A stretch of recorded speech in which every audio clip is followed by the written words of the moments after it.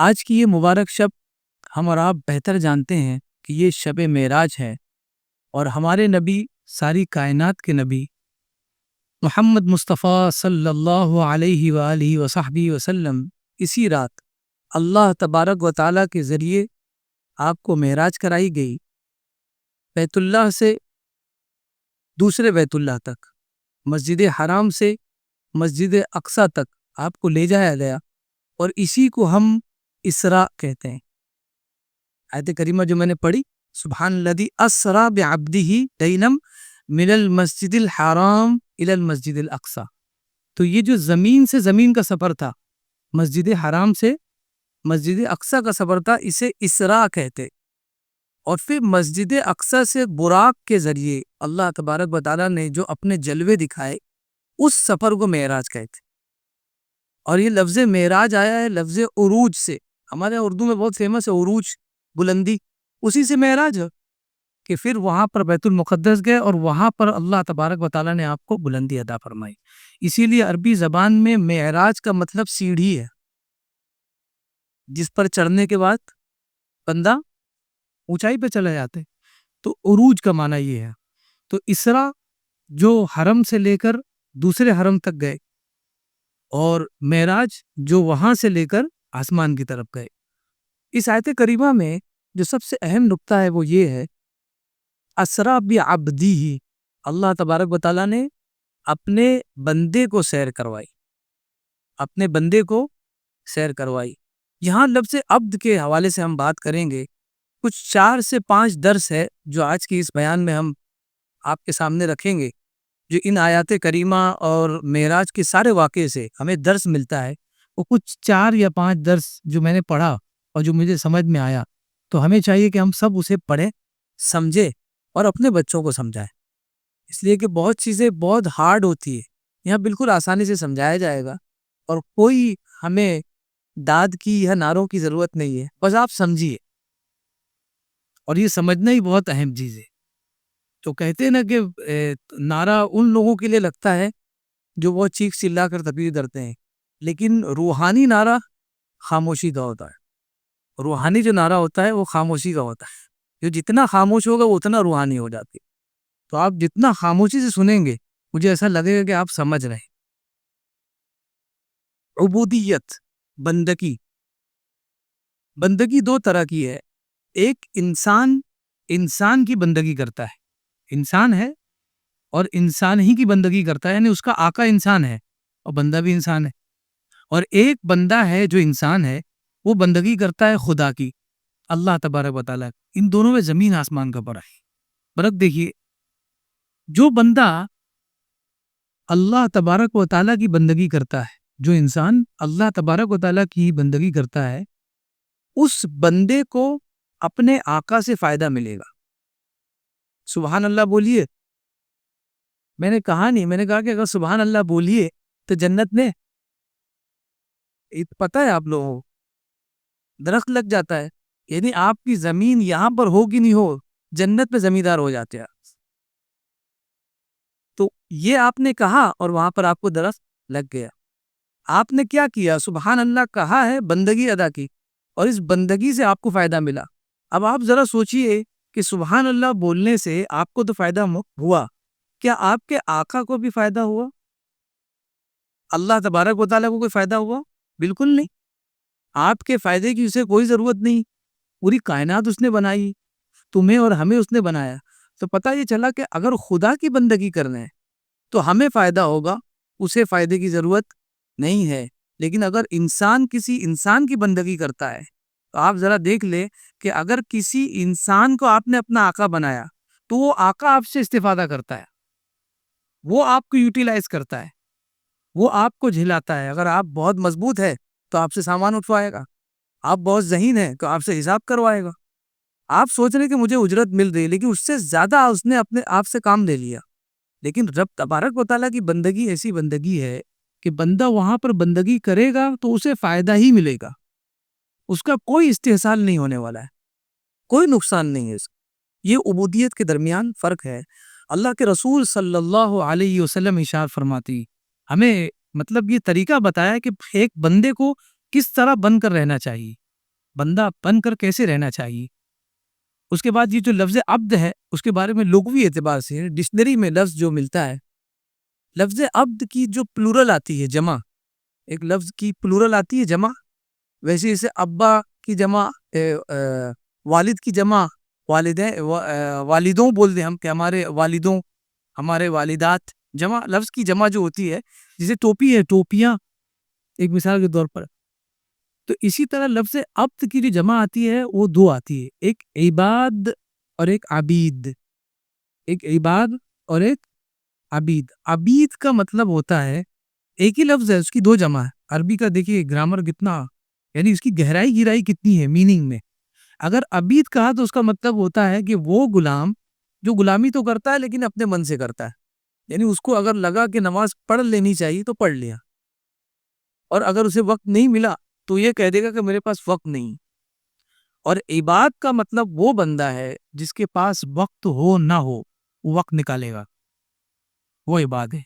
عباد لنا اولی بأس شدید، عباد الرحمن یمشون علی الارض ہونا، یہ سارے عباد ہے. اور یہ عباد کیا ہے؟ عباد مخلصین. اور انہی میں اللہ کے رسول صلی اللہ علیہ وسلم کو اللہ تبارک و تعالیٰ نے شمار کروایا کہ یہ میرے بندے ہیں، مخلص بندوں. حضور فرماتے ہیں خیرنی ربی بین امرین، اللہ تبارک و تعالیٰ نے دو چیزوں کا مجھے اختیار دیا، یعنی دو چیزیں میرے سامنے رکھ دی، کہا کہ ان دونوں میں سے کوئی ایک سیلیکٹ کر لو. پہلا ان اکون عبدا رسولا، سب سے پہلا اختیار یہ دیا کہ میں بندہ اور رسول بن جاؤں. پہلا اختیار کہ میں بندہ بنوں اور رسول بنوں.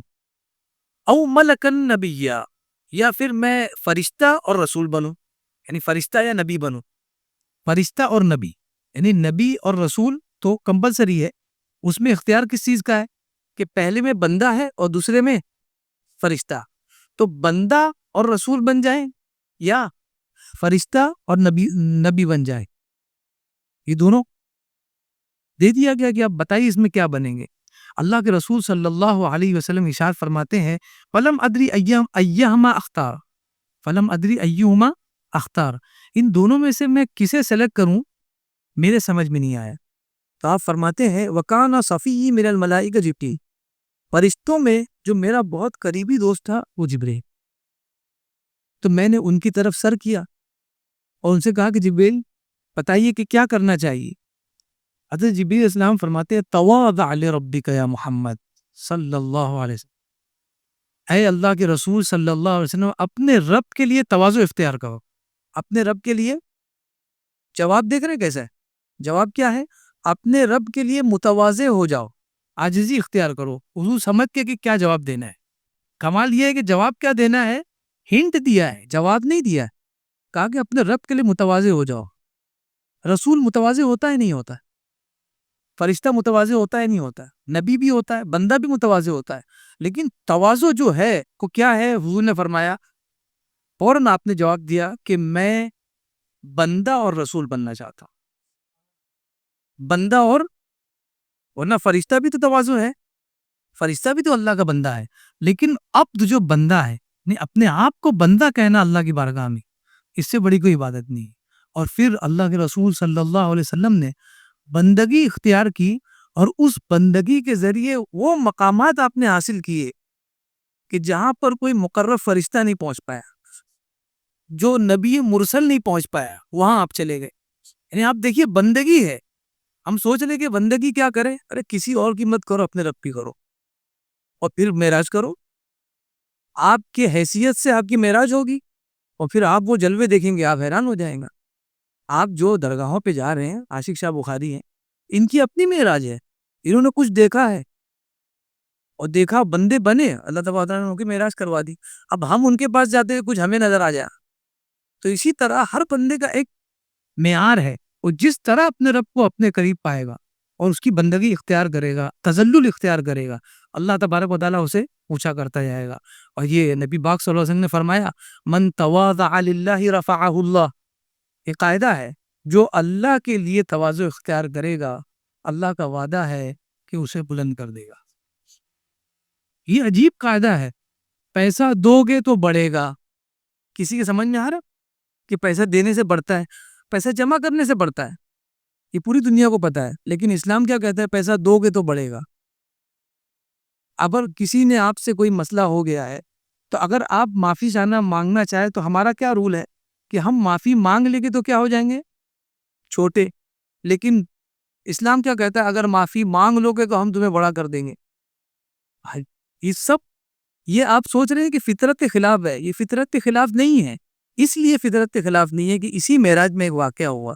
اللہ کے رسول صلی اللہ علیہ وسلم آسمان دنیا پر جب گئے تو آپ کے سامنے اللہ تبارک و تعالیٰ کے حکم سے دودھ رکھا گیا ایک پیالے میں اور ایک پیالے میں شراب۔ اللہ کے رسول صلی اللہ علیہ وسلم سے ارشاد ہوا کہ ان میں سے کوئی ایک چوز کر لو۔ آپ نے دودھ کو اختیار کیا۔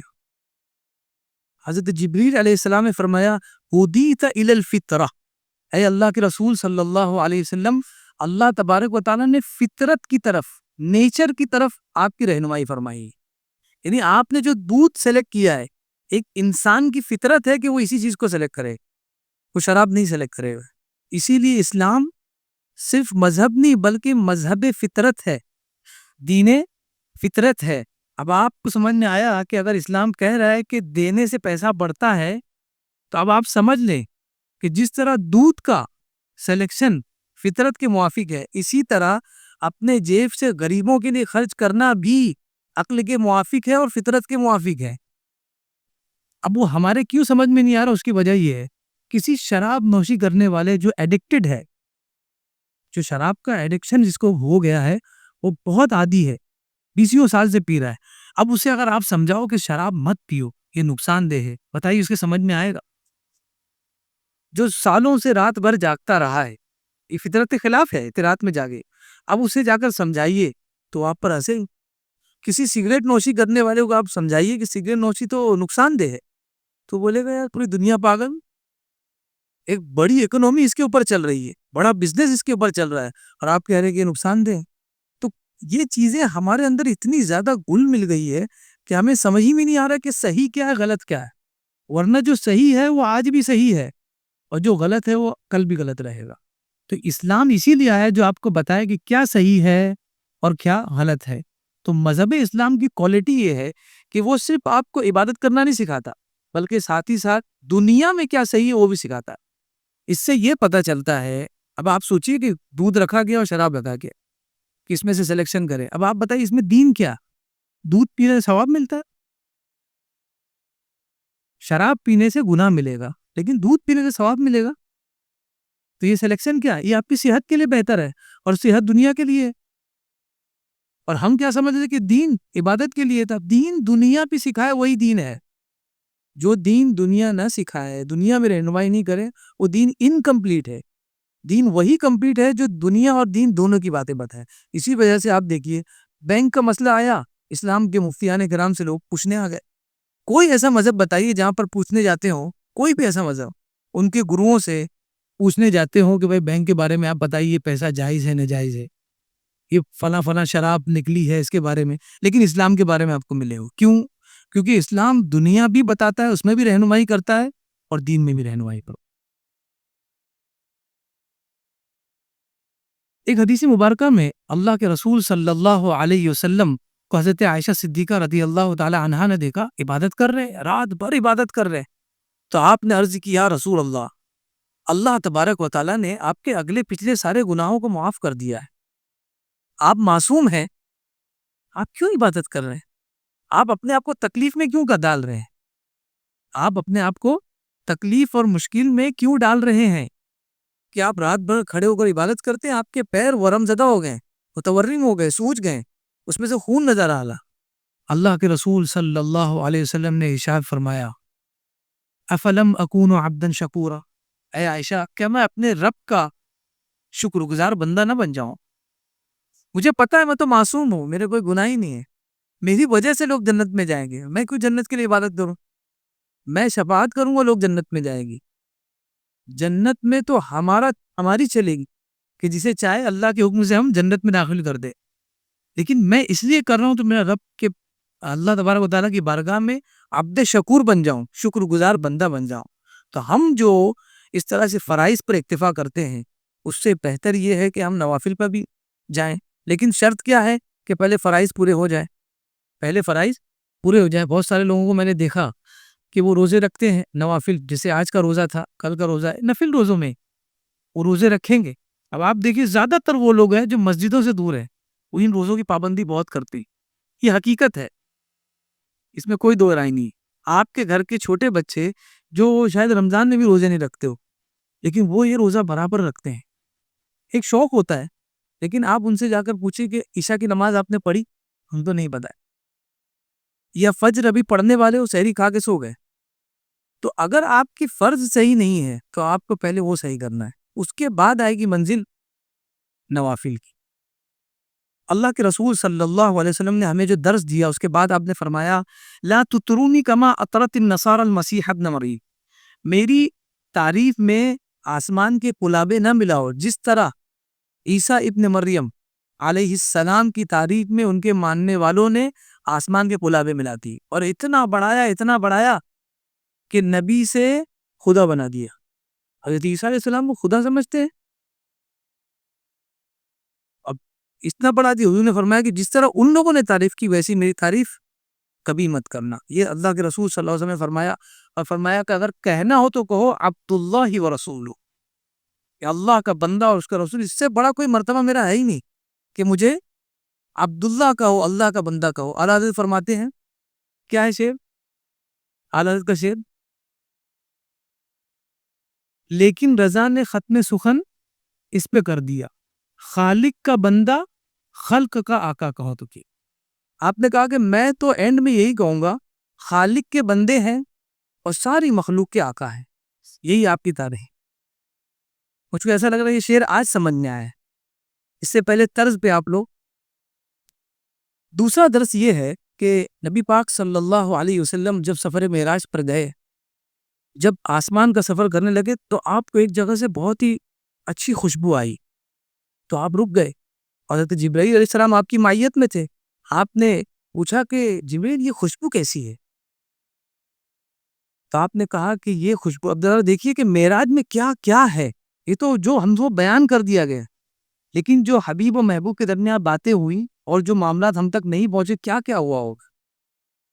حضرت جبرائیل علیہ السلام نے فرمایا کہ یہ فرعون کی بیوی کی جو خادمہ تھی اس کی خوشبو ہے. فرعون کی بیوی کی خادمہ جس کا تذکرہ معراج میں حضور صلی اللہ علیہ وسلم کے سامنے کیا جا رہا ہے، وہ جس وقت ایمان لائی تھی اس نے سوچا ہوگا کہ فرعون کی بیوی کی خادمہ ہو. ایمان لانے سے کیا ہوگا؟ ایمان اتنا قیمتی ہے، اگر سچا ہے تو معراج میں اس کا ذکر ہوتا ہے. آپ کیا ہو اس سے کوئی مطلب نہیں، ایمان ہے تو اپنا ایمان قیمتی ہے. اب آپ سوچو کہ میں ایمان پر ہوں، میں نمازیں پڑھتا ہوں، پورا گھر نماز نہیں پڑھتا، ایک پورا ماحول بنا ہوا ہے، میں ہی لوگوں کے سامنے پڑھتا ہوں، پاگل نظر آتا ہوں. آنے دو. میں نے آپ کو کہا کہ دنیا فطرت سے ہٹ چکی ہے، سب کو شراب اچھی لگنے لگی ہے، اور شراب ہی بولتے ہی نہیں، اسے تو نمبر 1 کہتے ہیں. اب سگریٹ آپ جل لینے جاؤ تو کوئی یہ نہیں کہتا کہ یہ ہانی کارک ہے، بلکہ کہتے ہیں یہ تو اسٹائل ہے، اگر یہ نہیں پئیں گے تو آپ کا اسٹیٹس سمجھ میں نہیں آ. تو دنیا نے اس پہ ایسے لیول لگائے ہیں کہ اس کی جو برائی تھی وہ چھپ گئی ہے. اتنے خوبصورت اس کو ریپر میں پیش کیا ہے کہ انسان اس کا انکار ہی نہیں کر سکتا. لیکن جو اسلام کو ماننے والا ہے وہ ہمیشہ حقیقت میں نظر رکھے گا. دودھ اور شراب، ان دونوں کے درمیان اسے فرق پتا ہوگا، وہ کبھی بھی ہٹے گا نہیں. اسی لیے پوری دنیا کہتی ہے جب بھی کوئی بات ہوتی ہے یہ مسلمان اگینسٹ کرتے ہیں. اگینسٹ نہیں کرتے ہیں، ہم یہ بتاتے ہیں کہ غلط یہ ہے جو آپ کر رہے ہو، صحیح یہ تھا جو زمانے سے آپ کر نہیں رہے. اور آپ کو چونکہ غلط سے دوستی ہے تو آپ ہمیں غلط کہنے لگتے. تو آپ نے فرمایا، حضرت جبرائیل علیہ السلام نے پورا واقعہ بتایا. واقعہ یہ تھا کہ یہ فرعون کی بیوی کی خادمہ تھی، اور اب فرعون کی بیوی کے بال جھاڑ رہی تھی. ایک بچی کا بال، فرعون کی بچی کا بال جھاڑ رہی تھی، اور جھاڑتے وقت اس کے ہاتھ سے کنگھی گر گئی، اس مومنہ عورت کے جو خادمہ تھی. جب کنگھی گری تو ایک ایمان والے کا معاملہ کیا ہوتا ہے؟ بسم اللہ الرحمن الرحیم. آپ نے پڑھا بسم اللہ اور وہ کنگھی اٹھائی. جیسے ہی بسم اللہ کہا تو بسم اللہ کا مطلب کیا ہے؟ اللہ کے نام سے. تو فوراً وہ بیٹی جو فرعون کی بیٹی تھی اس نے کہا کہ اللہ کے نام سے مطلب میرے ابا. اس نے کہا کہ میرے والد کے بارے میں کہہ رہی. اس نے کہا کہ نہیں، ربی و ربو ابی، بلکہ میرا اور تیرے باپ کا رب۔ ایمان دیکھیے، فرعون کے محل میں بیٹھ کر، ایمان جب جاگ جاتا ہے تو فرعون کے محل میں بیٹھ کر سر چڑھ کے بولتا ہے۔ پھر آدمی سوچتا ہے یار یہ ہمت کہاں سے ہوئی؟ ہمت ایسی ہوتی، پورا اسرائیل کانپ رہا ہے۔ آج یہ شب اسراء کی جو رات ہے، اس میں اس رات کا تو ذکر کیا جائے گا کہ وہ ساری جنگ اسی کے لیے ہو رہی ہے۔ مسرن نبی صلی اللہ علیہ وسلم، جہاں سے آپ کی معراج ہوئی، جہاں سے آپ کو لے جایا گیا، وہیں پر غیروں کا قبضہ ہے۔ اب وہ لوگ کو اللہ تبارک و تعالیٰ نے دیا کیسا ایمان؟ بارکنا حولہ، اس کے گرد ہم نے برکتیں رکھی ہے، تو جو لوگ ہیں وہ بھی تو مبارک ہیں۔ جب اس کے گرد برکتیں ہوں گی تو رہنے والے بھی تو مبارک ہوں گے۔ کیسے مبارک ہے؟ شوق سے کہہ رہے کہ میرے والد بھی شہید ہو گئے، بس مجھے بھی یہ شوق ہے کہ شہید ہو جاؤ۔ ہم تو بیان نہیں کر پا رہے ہیں، لیکن یہ ہم کو کم سے کم احساس تو ہو رہا ہے کہ یار کیسا ایمان ہوگا۔ تو وہ جو واقعہ پڑھ رہے ہیں، آج بھی ویسے مسلمان دنیا کسی نہ کسی خطے میں موجود ہیں، بس ہمیں جاننے کی ضرورت ہے اور ان سے درس لینے کی ضرورت ہے۔ بہرحال اس نے کہا کہ نہیں، یہ میرا بھی رب ہے، تیرے باپ کا بھی رب ہے۔ اس نے کہا کہ بولوں ابا؟ یہ حدیث بتا رہا ہوں۔ کہا کہ بولو۔ جب تم سے بول دیا تو اس سے بولنے کیا ڈر ہے؟ اس نے اپنے باپ کو شکایت کی، اس کے باپ نے اس کو بلایا، اس نے کہا کہ یہ خادمہ جب اتنی جرات کرے گی تو باہر پبلک میں کیا کر پاؤں گا؟ اس نے بلایا، اس نے کہا کہ تم نے یہ کہا؟ بولا ہاں بالکل، سماوات اور ارض کا رب ہے، زمین آسمان سب کا رب ہے۔ کہا کہ بڑا دیگ لایا جائے اور اس کے اندر پانی گرم کر کے ان سب کو جلا دیا جائے۔ یہ روایت ہے۔ اس کے جتنے بچے تھے ایک ایک کر کے سب کو دیگ میں ڈالا گیا، ایک ایک کر کے اس کی آنکھوں کے سامنے۔ آخر میں ایک بچی بچی، دودھ پیتی بچی، اسی عورت کی جو خادمہ تھی۔ جب اس خادمہ کو کہا کہ اب تم جاؤ تو فوراً اس کے پیر رک گئے۔ ماں کا پیار دیکھیے کہ بچی کو دیکھا تو اپنی زندگی کو بچا لیے، صرف اس لیے کہ میری بچی کو کون پالے گا۔ اس بچی نے، جو دودھ پیتی بچی ہے، بات کر سکتی ہے؟ نہیں۔ اللہ تبارک و تعالیٰ نے اسے قدرت دی کہ اس نے بات کی، قدرت دے دی، اور اس نے کہا کہ اے والدہ، یہ دنیا کا عذاب آخرت کے عذاب سے بہت ہلکا ہے، چلی جاؤ، نکل جاؤ، یہ دنیا کا عذاب کچھ بھی نہیں ہے، ایک لمحے گئے۔ ہم آج 40 سال کے ہو گئے، آپ یاد کریے کہ 20 سال میں کیا کرتے تھے آپ؟ 10 سال کے لمحات یاد ہیں؟ جب وہ فوٹو دیکھے البم میں تو تھوڑا تھوڑا یاد آتا ہے، ورنہ یاد ہی نہیں ہے۔ ایسے ہی جب عمر ختم ہو جائے گی تب ہمیں پتا چلے گا سب خیال تھا۔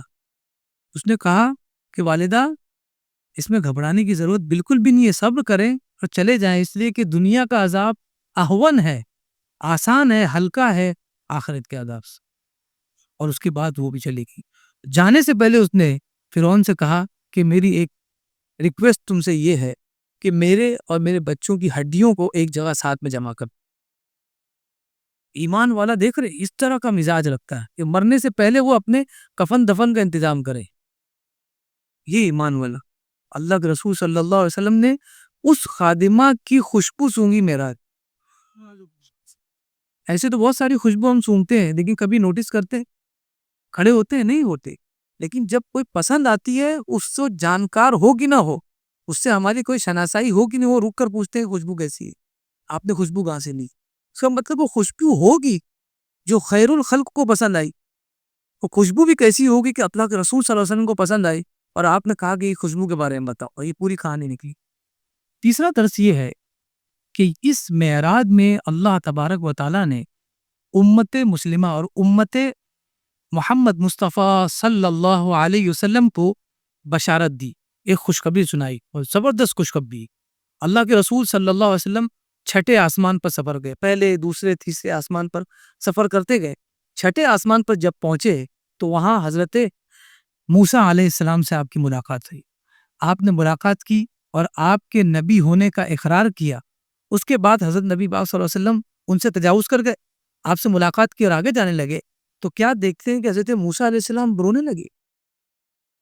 آپ رونے لگے تو نبی پاک صلی اللہ علیہ وسلم وہیں پر رک گئے اور پوچھا کہ اے موسیٰ علیہ السلام، میرے بھائی، آپ کیوں رو رہے ہیں؟ ما یبکی، کس بات نے آپ کو رونے پر مجبور کیا؟ جملہ سنیے، حضرت موسیٰ علیہ السلام گواہی دے رہے ہیں، ہم کہاں ہیں اور ہماری گواہی کہاں دی جا رہی؟ حضرت موسیٰ علیہ السلام فرماتے ہیں نبی پاک صلی اللہ علیہ وسلم کے بارے میں کہ مجھ سے پہلے مجھ سے میرے بعد، اس سے پہلے نہیں بلکہ میرے بعد ایک شخص آیا جسے اللہ نے نبی بنایا. میرے بعد ایک شخص نبی بن کر اس دنیا میں آیا، اور اس کے بعد ترہ امتیاز یہ کہ جنت میں اس کے امتیوں کی تعداد میرے امتیوں سے زیادہ ہوگی. میں اس پہ رو رہا ہوں کہ میرے بعد آیا، لیکن اللہ تبارک و تعالیٰ نے ان کو یہ مرتبہ دیا کہ میرے امتیوں سے زیادہ ان کی تعداد ہو. یہ خوشخبری ہے امت مسلمہ کے لیے، امت محمد مصطفیٰ صلی اللہ علیہ وآلہ وصحبہ وسلم کے لیے. چوتھا درس ہے نماز، جو سب سے اہم درس ہے نماز، کہ اس رات میں جو ہمیں تحفہ اللہ تبارک و تعالیٰ نے دیا کہ آپ جا رہے ہیں ہمارے پاس آئیں، تو ہمارے پاس سے جب ہم کہیں جاتے ہیں، کوئی گھومنے کے لیے جاتا ہے، اجمیر چلا جاتا ہے، کلیر شریف چلا جاتا ہے، تو ریٹرن میں کوئی نہ کوئی نیاز لے کر آتا ہے. اسی طرح نبی پاک صلی اللہ علیہ وسلم جب معراج پر گئے تو اللہ نے فرمایا کہ خالی ہاتھ مت جاؤ، اپنے بندوں کے لیے، اپنے امتیوں کے لیے یہ تحفہ لے کر جاؤ. اور تحفہ کیا تھا؟ نماز کا. یہ ایک اکلوتی عبادت ہے جس کی فرضیت زمین پر نہیں ہوئی، آسمان پر بھی. باقی ساری عبادات کو آپ دیکھیں وہ زمین پر فرض ہے، لیکن یہ عبادت اللہ تبارک و تعالیٰ نے بطور تحفہ دی. اس کی بہت اہمیت ہے. آپ دیکھیے اس میں جو نقطہ بیان کیا لوگوں نے،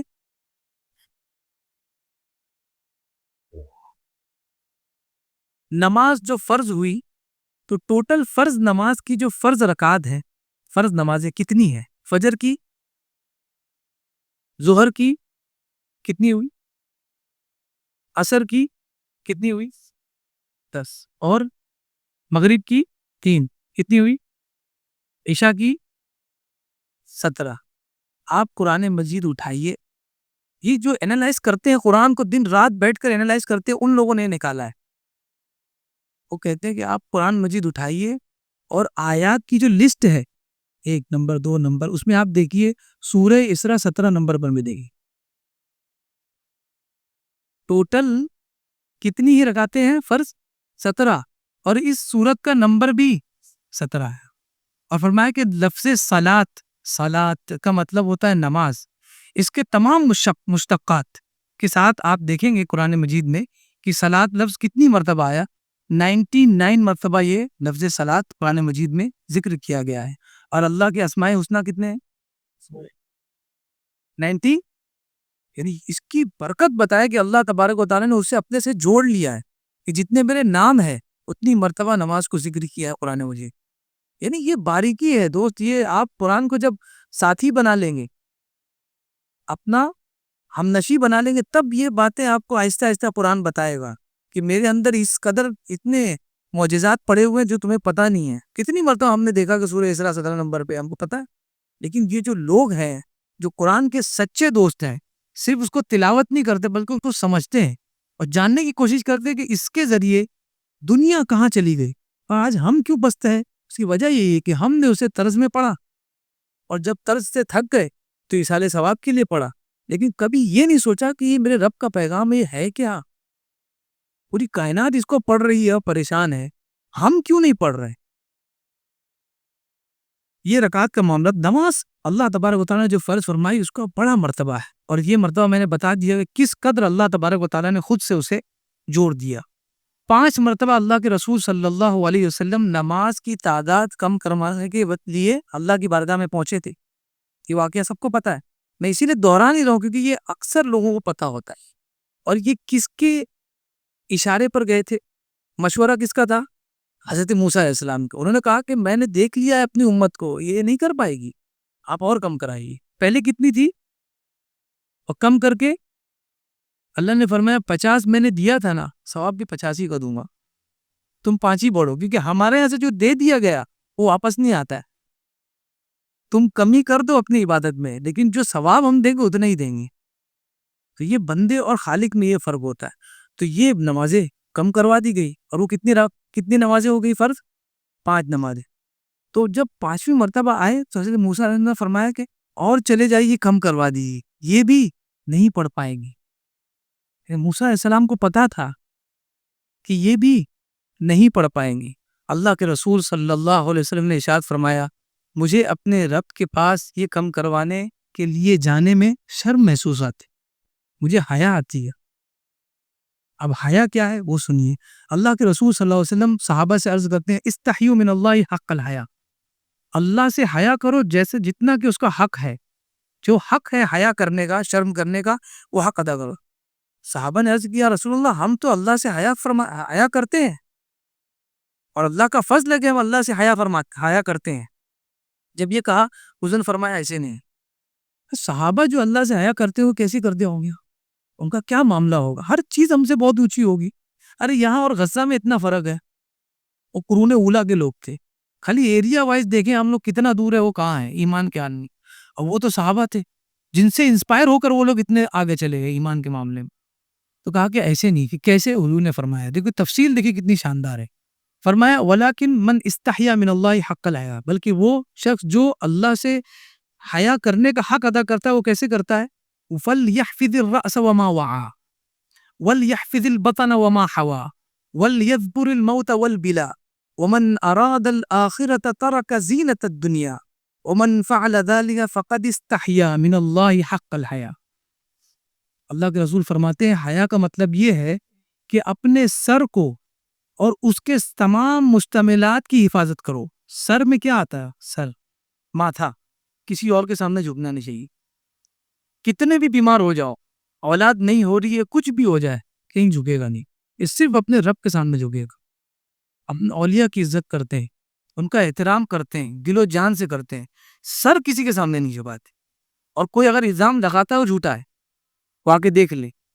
کسی بڑے عالم نے کہا تھا کہ جب ہم قبر پر جاتے ہیں تو لوگ ہمیں قبر پجوا کہتے ہیں، لیکن انہیں سوچنا چاہیے جب ہم نے قبر کو چھوا تو اس سے ثابت ہو گیا کہ یہ خدا نہیں ہے، کہ خدا کو کوئی، کتنی بڑی بات دو لفظوں میں کہہ دی کہ جب ہم نے قبر کو چھوا یا پھول رکھا اس سے پتہ چل گیا کہ یہ خدا نہیں ہے، کہ وہ خدا تو ہماری آنکھوں سے دور ہے، اس کا کوئی احاطہ کر ہی نہیں سکتا۔ فرمایا کہ سر اور اس کے ساری چیزیں، ماتھا کسی کے سامنے نہیں جھکے گی، آنکھ برائی نہیں دیکھے گی، کان سے کسی کی برائی ہم سنیں گے نہیں، کوئی بری چیزیں نہیں سنیں گی، اسی طرح زبان سے بری بات نہیں کہیں گے، کسی کی غیبت نہیں کریں گی، اس کو حفاظت کرنا ہے۔ وَلْيَحْفِظِ الْبَطَنَ وَمَا حَوَى، اور پیٹ اور اس کے تمام اعضاء کی حفاظت کرے۔ کیا ہے، ہاتھ برائی کے لیے نہیں اٹھیں گے، پیر برائی کو نہیں اٹھیں گے، دل میں کبھی بھی کوئی بری چیزیں نہیں جاگے گی۔ وَمَنْ أَرَى وَلْيَذْكُرِ الْمَوْتَ وَالْبِلَى، اور سب سے اہم چیز یہ چاہیے کہ بندہ موت کو زیادہ سے زیادہ یاد کرے، اور یہ یاد کرے کہ مرنے کے بعد میرے جتنے رشتہ دار تھے سب کے جنازے میں گیا، مرنے کے بعد اس کی لاش کا کوئی مطلب نہیں تھا، اس کی لاش کا بہت تیزی سے میں نے کبھی لاش کو بھی رکھا تو کبھی نہ اسے درد ہوا نہ ہمیں درد ہوا۔ تو پتہ یہ چلا کہ انسان جب لاش بن جاتا ہے تو وہ کیا ہو جاتا ہے، ایسے ہو جاتا ہے جیسے پرانا کپڑا کہ جسے ہم ہینگر میں نہیں ٹنگاتی، جب نیا ہوتا ہے تو اسے ہینگر میں ٹنگاتی۔ تو انسان مرنے کے بعد اس کی کوئی حیثیت نہیں ہے، پرانے کپڑے سے زیادہ کچھ بھی نہیں ہے۔ کہا کہ وہ یاد کرے موت کو، اور موت کے بعد اپنے جسم کو کہ کس طرح وہ بوسیدہ ہو جائے گا۔ پھر فرمایا ومن اراد الآخرہ ترک الدنیا، فرمایا جس کے دماغ میں آخرت ہے کہ میں آخرت میں سرخرو ہونا چاہتا ہوں، وہ دنیا چھوڑ دے گا۔ اب اس کا مطلب یہ نہیں کہ آپ کاروبار چھوڑ دیں، اب اس کا مطلب یہ نہیں ہے کہ جو غلط ہے اس سے لڑنا چھوڑ دیں، اب اس کا مطلب یہ نہیں ہے کہ آپ کوئی ایسی جگہ پر کام کر رہے ہیں جہاں پر غلط ہو رہا ہے تو آپ اسے چھوڑ دیں، بلکہ مجاہدہ تو یہ کہ آپ وہاں رہیں اور اس غلطی کو سدھاریں۔ مجاہد تو یہ ہے، کوشش کرے کہ اس غلطی کو ہم سدھار کر نکلیں گے۔ یہ بہت بڑا جہاد ہے، یہ بھی انسان کے لیے جہاد ہے کہ جب وہ نہیں سدھر رہے تو چھوڑ کر آ جائے، لیکن اس سے بڑا جہاد یہ کہ وہاں رہے اور اس کے اندر اصلاح کرے۔ تو یہ فرمایا گیا کہ جو آخرت چاہتا ہے وہ دنیا چھوڑ دے گا، لیکن دنیا چھوڑنے کا مطلب یہ ہے کہ اگر کاروبار میں سود لے رہا ہے نہیں لے گا، یہ دنیا چھوڑنا ہے۔ کاروبار کون چھوڑنے کے لیے کہا؟ کاروبار چھوڑنے کے لیے نہیں کہا گیا۔ اگر وہ زنا کی طرف اس کے پیر جا رہے ہو نہ جائے، بس یہی ہے کہ وہ دنیا چھوڑ دے۔ تو دنیا چھوڑنے کا مطلب یہ نہیں کہ آپ بوسیدہ کپڑا پہن کر فقیر بن کے روڈ پر بیٹھ جائے، کمانا کھانا چھوڑ دے، شادی بھی نہ کرے، یہ نہیں مطلب۔ فرمایا کہ جو کوئی شخص یہ چار چیزیں کرتا ہے اصل میں وہ اللہ سے حیا کرنے والی، یہ ہے اس نے حق ادا کیا ہے حیا کرنے کا۔ اللہ تبارک و تعالیٰ کی بارگاہ میں دعا ہے کہ جو کچھ بھی آج اس بیان میں بیان ہوا، مولا کریم اس پر عمل کرنے کی توفیق عطا فرما، اور اس مبارک رات کے صدقے ہمارے ایمان کو ان ایمان کی طرح بنا دے، ان ایمان والوں کی طرح بنا دے جن کی مثال دی جاتی ہے۔ مولا کریم غزہ کے مسلمانوں پر رحم فرما، تمام مسلمان جو دنیا میں آباد ہے مولا کریم پریشان حال ہے، ان کی پریشانیوں کو دور فرما۔ مولا کریم بالخصوص یہاں پر جو حاضر ہے ان کی تمام تکلیفوں کو دور فرما، تمام نیک جائز مرادوں کو قبول و منظور فرما۔ مولا کریم ہم میں جو بیمار ہے عرصہ دراز سے، انہیں بیماری سے شفا یابی عطا فرما۔ مولا کریم جو بار قرض میں دبا ہوا ہے اسے بار قرض سے سبکدوشی عطا فرما، قرض کی بلا سے اسے آزادی عطا فرما۔ مولا کریم ہمارے ایمان میں مضبوطی عطا فرما۔ مولا کریم ہمیں ایمان پر ثابت قدمی عطا فرما۔ مولا کریم ہر حال میں نماز کی پابندی کرنے والا بنا۔ مولا کریم نماز کی پابندی کرنے والا بنا۔ مولا کریم ہمیں جو بے اولاد ہے انہیں اولاد نرینہ عطا فرما۔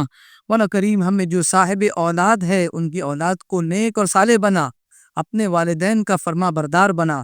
مولا کریم ہماری بہنیں اور بیٹیاں جو آج بھی رشتوں کی آس میں اپنے گھروں میں پردہ کیے ہوئے بیٹھی ہوئی ہے، مولا کریم ان کی اس پردے کی بنیاد پر ان کے لیے مناسب رشتہ بھیج دے، ان کے لیے مناسب رشتہ بھیج دے۔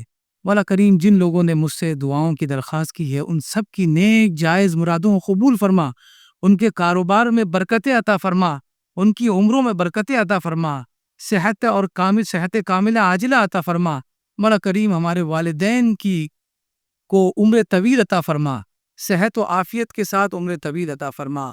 تجھے فضل کرتے نہیں لگتی بار، نہ ہو تجھ سے مایوس امیدوار۔ جب دمے واپسی ہو یا اللہ، لب پر ہو بس لا الہ الا اللہ محمد الرسول اللہ صلی اللہ تعالی علیہ وسلم۔